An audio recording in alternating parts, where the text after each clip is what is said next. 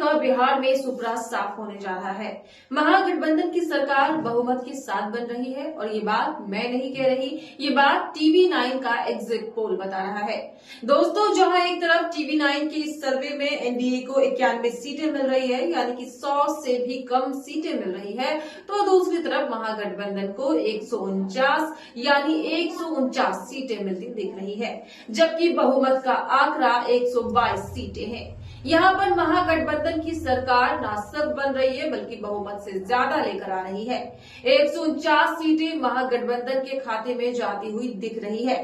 TV9 का ये exit poll है जो ये बात बता रहा है कि इस बार बिहार में बदलाव होने वाला है। यहाँ पर बाकियों के खाते में 3 सीटें दी गई है। इन बाकियों में जनस्वराज, AIMIM जैसे बाकी के दूसरे दल शामिल हो सकते हैं, लेकिन 243 सीटों में एनडीए को मात्र सिर्फ और सिर्फ 91 सीटें मिलती हुई दिख रही है।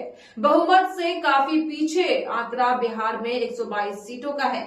दोस्तों, और TV9 के सर्वे ने ये बता दिया है कि महागठबंधन जो है वो सरकार बनाने जा रहा है, और न सिर्फ सरकार बनाने जा रहा है बल्कि इस बार बहुमत से भी ज्यादा सीटें महागठबंधन के खाते में जाती दिख रही है। और ऐसा ही कुछ जो अनुमान है वो फलौदी सट्टा बाजार ने भी लगाया है। आप खुद इस बार एक बार फिर से फलौदी सट्टा बाजार का जो आकलन है वो देखिए। महागठबंधन को 138 से 159 सीटें मिलती हुई दिख रही है, यानी कि 130 से भी ज्यादा सीटें महागठबंधन के खाते में जा रही है। तकरीबन 150 के आसपास सीटें महागठबंधन के खाते में जाती नजर आ रही है। तो दूसरी तरफ एनडीए गठबंधन है जो कि 99 तक की सीटों में सिमट कर रह गया है। ये बात फलौदी सट्टा बाजार कह रहा है। वो खुद बता रहा है कि जो एनडीए है, जो भाजपा समर्थित एनडीए है, भाजपा के साथ जो तमाम दल शामिल है वो 100 सीटों में सिमट जाएंगे, 100 के अंदर ही सिमट जाएंगे। और इसके अलावा तमाम जो पार्टियां हैं उनके खाते में अलग अलग कितनी सीटें जा सकती है उसके बारे में भी फलौदी सट्टा बाजार ने विस्तार से बताया है।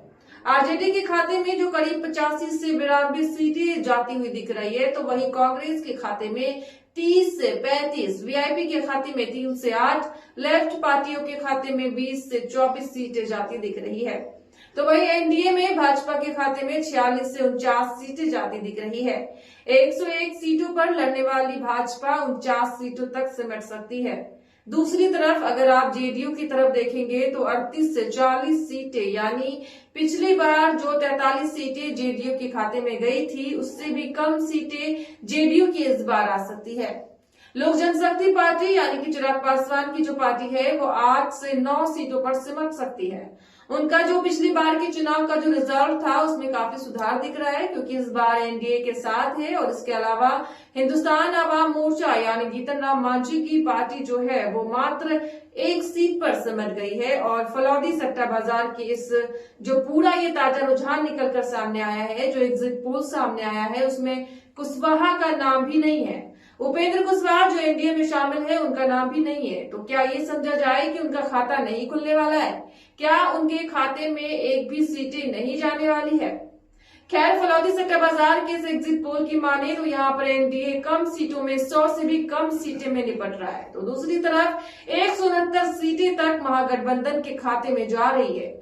और वैसा ही कुछ मिलता जुलता जो एग्जिट पोल है वो TV9 की तरफ से भी सामने आया है, जहां पर महागठबंधन को 149 सीटें मिल रही है, यानी कि 150 के आसपास की जो सीटें हैं वो महागठबंधन के खाते में जाती हुई दिख रही है। दोस्तों, इस बार पहले चरण की बात कर ले या दूसरे चरण की बात कर ले, बम्पर वोटिंग हुई है, छप्पर फाड़ वोटिंग हुई है। बढ़ चढ़कर लोगों ने इस बार के मतदान में हिस्सा लिया है और वोटिंग किया है। इस बार का जो चुनाव है वो सिर्फ तेजस्वी और महागठबंधन वर्सेस एनडीए का नहीं था। इस बार का चुनाव बदलाव के मुद्दे पर था। इस बार का चुनाव नौकरी, बेरोजगारी जैसे मुद्दों पर था, जिसकी गूंज आपको महागठबंधन के खाते में जरूर सुनने को मिली होगी। लेकिन वैसा ही कुछ एनडीए में नहीं सुनने को मिला। प्रधानमंत्री तक लगातार रैलियां करने आए लेकिन विकास पर बात नहीं की, शिक्षा, बेरोजगारी जैसे मूलभूत सुविधाओं पर बात नहीं की, बल्कि कट्टा गणपति जैसे बात करके चलते गए। मैदान भी काफी घंटे पहले ही छोड़ दिया था, जो बताता है कि भाजपा और एनडीए समझ चुके हैं कि इस बार बुढ़िया बिस्तरा बिहार में पैक होने वाला है।